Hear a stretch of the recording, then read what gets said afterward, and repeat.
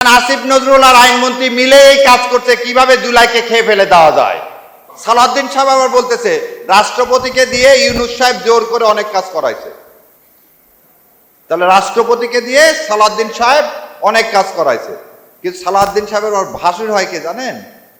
সাবেক আইন উপদেষ্টা আসিফ নজরুল। ওই জন্য ওই নামটা নেয় না, কারণ ওই আসিফ নজরুল ছাড়া তো টু থার্ড পাওয়া হতো না।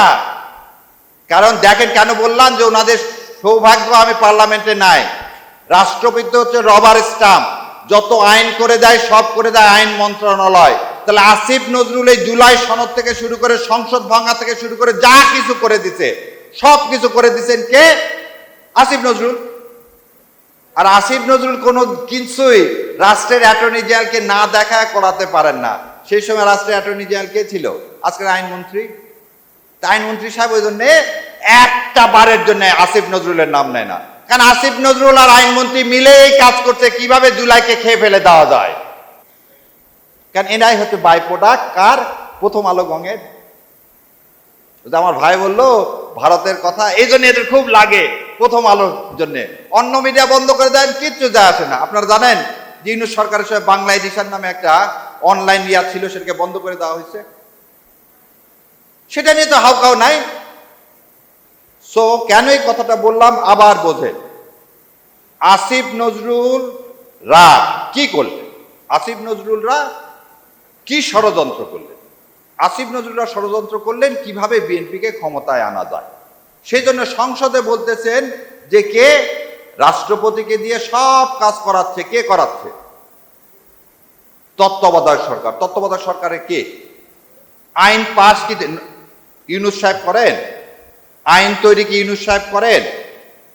আমি চ্যালেঞ্জ দিয়ে যাচ্ছি, যদি বিএনপির ভাইরা দয়া করে আজকেও সংসদ বসবে, একটু যদি বলতেন যে আইন তৈরি আসিফ নজরুল ছাড়া আর কেউ যদি করে থাকে এবং সে আইন যদি রাষ্ট্রপতির কাছে রাষ্ট্রপতি নিজে তৈরি করে থাকে, আমি আমার কান কেটে দেব। আর তার চেয়েও বড় কথা, সেদিন যেমন দুঃখ করে বলছিলেন যে 30 বছরের প্র্যাকটিস জীবন, কালকে আপনাদের এই ফ্রড দেখে মনে হয়েছে আমার এই ব্যারিস্টারি পড়া, আইন পড়া, রাষ্ট্রবিজ্ঞান পড়া, হাইকোর্টে প্র্যাকটিস করা সব অমূলক। জন সালাউদ্দিন সাহেব বললেন আপিলেট ডিভিশনের দরকার নাই, সব আইন আমরা বাতিল করে দেব। তার যোগ কথা। এই কথার একটা মিনিং আছে। আপনি তো দস্তখত করে এসছেন না, আজ পর্যন্ত কি বলছেন যে কার ইশারায় আমি দেশে আসলাম, কে আমাকে আসতে দেয়নি বলতে পারছেন? সে সৎসাহস তো আপনার নাই। কারণ আপনি দস্তখত করে আসছেন। কি দরখাস্তখত করে আসছেন? জুলাই সনদ বাস্তবায়ন হতে দিব না। জুলাই সনদ বাস্তবায়ন হতে দিব না। জুলাই সনদের মধ্যে যা যা আছে একটাও বাস্তবায়ন হবে না।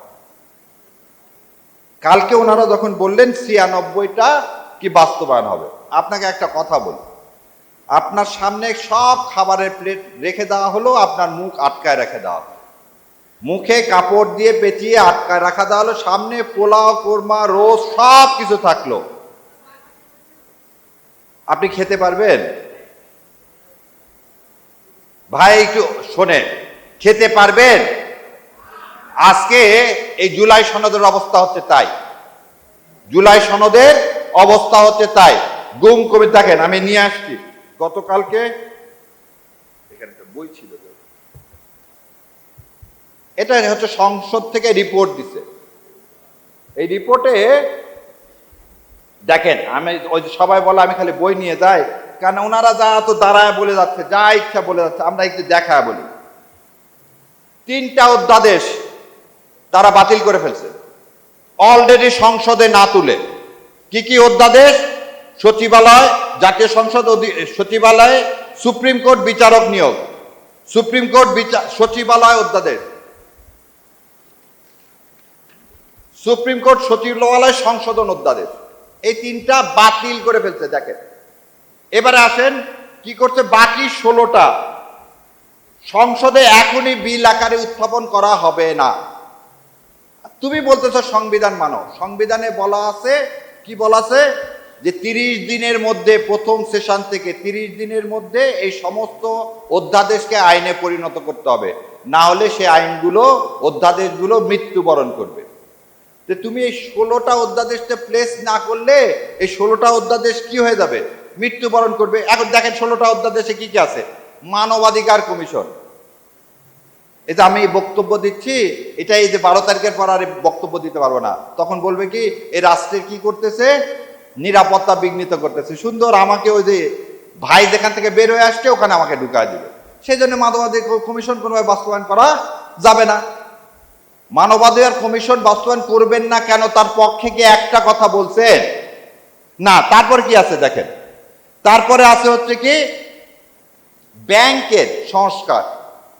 আজকে বোধহয় কেউ আমার দেশ দেখলে দেখতে পারতেন 17টা ব্যাংকে কোনো টাকা নাই।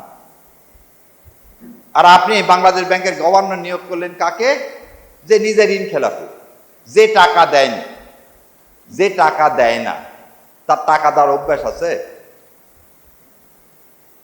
যার কাছ থেকে রাষ্ট্র এতদিনে টাকা উদ্ধার করতে পারেনি তাকে আপনি বাংলাদেশ ব্যাংকে বসাইছেন, তার প্রথম কাজ কি হবে, কিভাবে টাকা না দেওয়া না যায় সেই ব্যবস্থা করা, আর কিভাবে কৃষকের কাছ থেকে আদায় করা যায় সেই ব্যবস্থা করা। তাহলে আপনি সেটাও করলেন না। আসেন তারপরে আছে কি গুম অধ্যাদেশ। তা আপনারা কি চান, এদেশের মানুষ কি চায় আর কেউ গুম হোক? না। সো এইভাবে 16টা অধ্যাদেশ ওনারা কি করলেন, বাস্তবায়ন করলেন না। তাহলে বিএনপিকে কেন আমরা নিয়ে আসলাম, বিএনপিকে কেন ভোট দিল? তাহলে আসলে কি মানুষ বিএনপিকে ভোট দিচ্ছে? না। তাহলে বিএনপি ক্ষমতায় আসছে একটা পারপাস সার্ভ করার জন্য। সেই পারপাসটা হচ্ছে একটাই, সেটা আমরা বলছি উদ্বুত্থান করছি, গণ উদ্বুত্থান করছি ইন্ডিয়ার আধিপত্যবাদের বিরুদ্ধে। আর বিএনপিকে বসানো হয়েছে ইন্ডিয়ার দাসত্ব করার জন্য। তো ইনশাল্লাহ যতক্ষণ এই দেহে প্রাণ আছে এই দাসত্ব মেনে নিব না, নিতে দিব না। এবং 12 তারিখে যদি ভালোই এই গণ উদ্বুত্থানের এই যে সনদ, জাতীয় সনদ যদি বাস্তবায়ন না করেন তাহলে কিন্তু করুণ পরিণতি অপেক্ষা করতেছে। যেভাবে হাসিনার করছে, হাসিনার তো তাও দিল্লি ছিল, আপনার কিন্তু দিল্লি নাই, আপনাকে লন্ডন ফেরত যেতে হবে। আর লন্ডন এখন ফেরত দিবে কিনা তাও জানি না, কারণ আপনি তো চলে আসছেন, যাওয়ার পথ থাকবে না। তো বাংলাদেশে থাকেন, ভালোভাবে থাকেন। মা যে স্যাক্রিফাইস করে এই দেশের মানুষের জন্য, আপনার জীবন বাঁচানোর জন্য সেদিন 2008 সালের সেই কারচুপি নির্বাচনকে মেনে নিছে, সেই কথাটাকে স্মরণ করে দয়া করে এই প্রশাসক যেগুলো নিয়োগ দিচ্ছেন, দলীয়করণ করছেন, এগুলো করা থেকে বন্ধ রাখেন। দেশের মানুষের মনোভাব বোঝেন। আর তেল নাই, কৃষকের সার নাই। আপনারা জানেন কিনা জানি না, আজকে আশুগঞ্জ ফার্টিলাইজার বন্ধ হয়ে গেছে গ্যাসের অভাবে। সামনে ইরি মৌসুম, এদিকে চিন্তা করেন। চায়না থেকে কিভাবে সার আনা যায় সে ব্যবস্থা করেন, তেল কোথায় থেকে আনা যায় সে ব্যবস্থা করেন। আর সংসদের দ্বারা মিথ্যা প্রলাপন বন্ধ করেন। আপনারা আমাদের দোয়া করবেন, আল্লাহ বাংলাদেশকে আবার আজাদি দান করুক। ইনকলাব জিন্দাবাদ, বাংলাদেশ জিন্দাবাদ।